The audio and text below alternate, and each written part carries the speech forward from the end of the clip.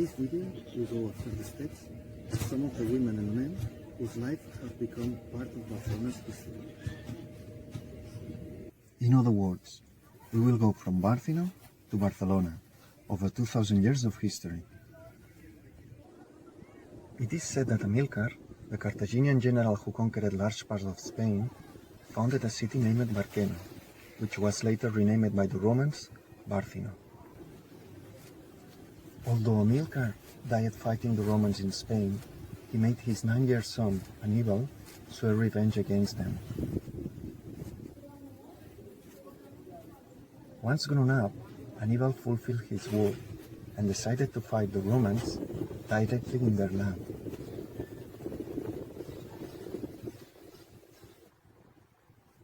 He went from Spain to Italy, leading an army of mercenaries with 38 combat elephants.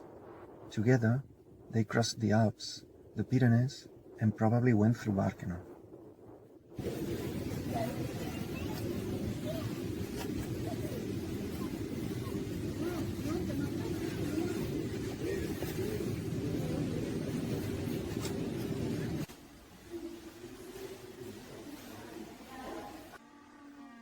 During his 10-year journey fighting the Romans, Hannibal lost an eye. Years later, before being captured by the Romans, he poisoned himself.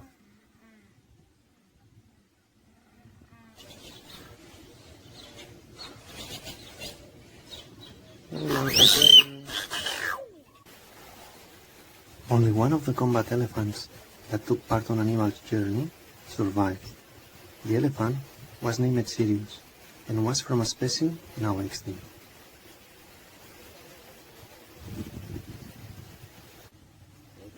One thing to be proud as Barcelonians is our wonderful zoo. In there, many endangered species have found shelter.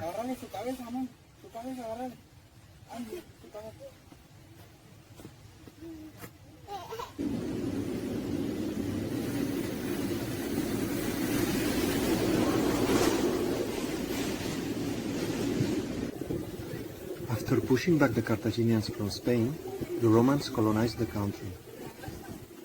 Among the first settlers of Barcino, there were soldiers who were given land as a payment for their services. There are many monuments built by the Romans still in place in Barcelona, albeit most of them have been gulped by the city and transformed over the years. Like this wall, which has been built over the original aqueduct of the city. Or these buildings, built over the Roman walls. By the time Barcino was founded, the Roman emperor was considered a living god. However, Christians refused to worship the Roman emperor, and as such, they were prosecuted.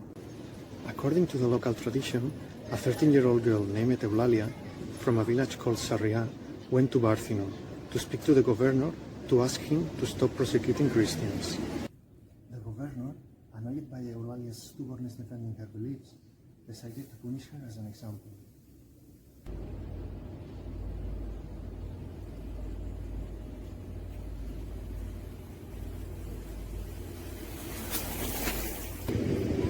Eulalia was sentenced to death. She became a martyr, and the cathedral is named after her.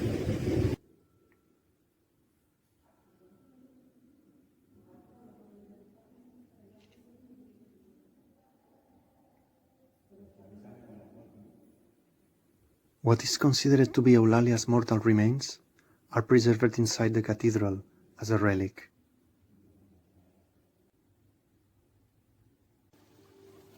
In homage to Eulalia, 13 geese are kept in the cloister of the cathedral because, according to the tradition, Eulalia took care of her family geese.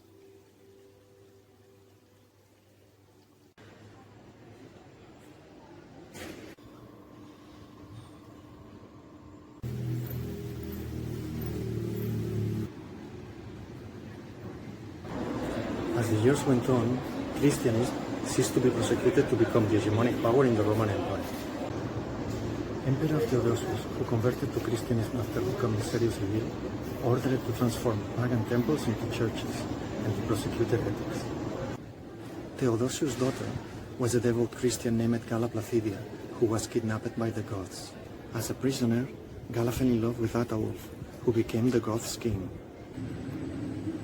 Gala and Ataulf married. Their marriage represented the union between two peoples at war, but it did not last. The couple was set in Barcelona and had a son named Theodosius, who died soon. Ataulf was killed by the servant of a rival, and Gala became prisoner again. Gala's brother, Emperor Honorius, paid a ransom to get Gala's back. Gala married again, and her son, Valentinian, became Emperor of the Roman Empire, aged only 6, to avoid the civil war. Gallus was the regent of the Roman Empire until Valentinian was 18. This square is named after him.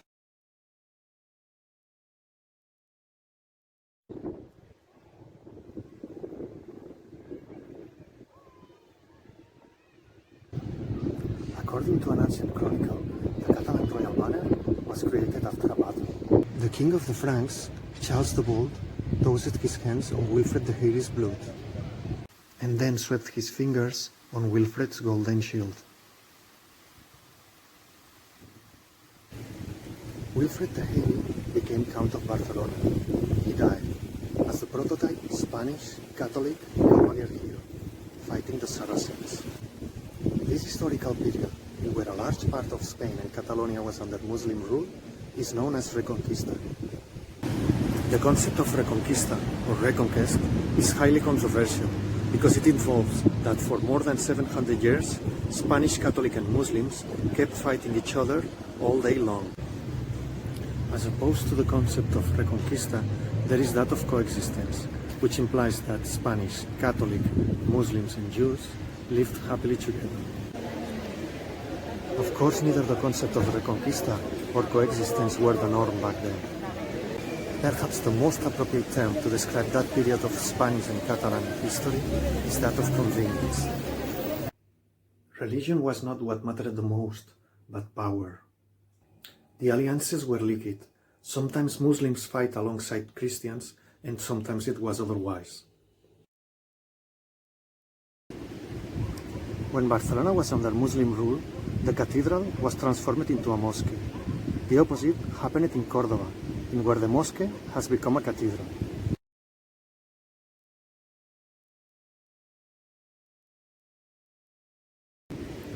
In any case, there are still a few surviving monuments from the Islamic period in Catalonia. My favorite monument from the Islamic period is not colossal and can very easily go unnoticed. This is Santa Maria de Matadas. It is considered that the builders of this church were Mozarabs. Mozarabs were Christians who lived among Muslims, and although they were allowed to keep their faith in exchange of a payment, they were not allowed to build new churches, except on very remote areas. Despite that Santa Maria de Matadas is a Christian monument, it has horseshoe arcs inside, brought from Islamic architecture.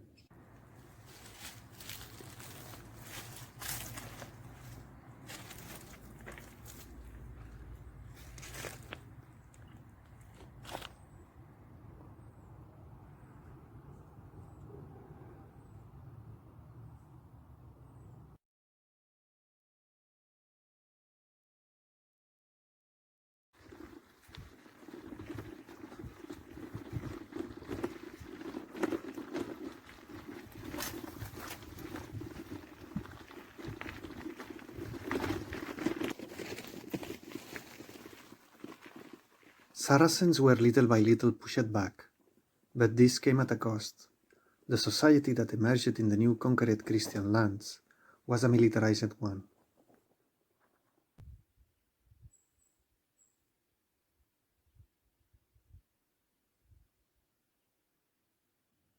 Catalonia was born as a border country.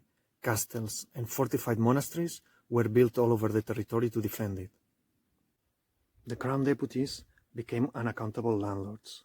They abused the local population in exchange for protection from the Saracen raids.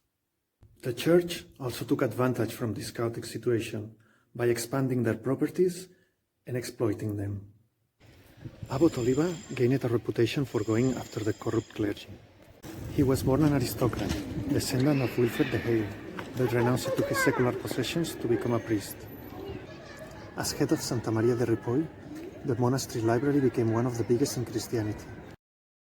In there, many medicine Arab books were translated into Latin. Abbot Oliba stands also as a political figure who was able to end violence among Christians. He was able to set a sort of proto-democracy between the landlords and the local population.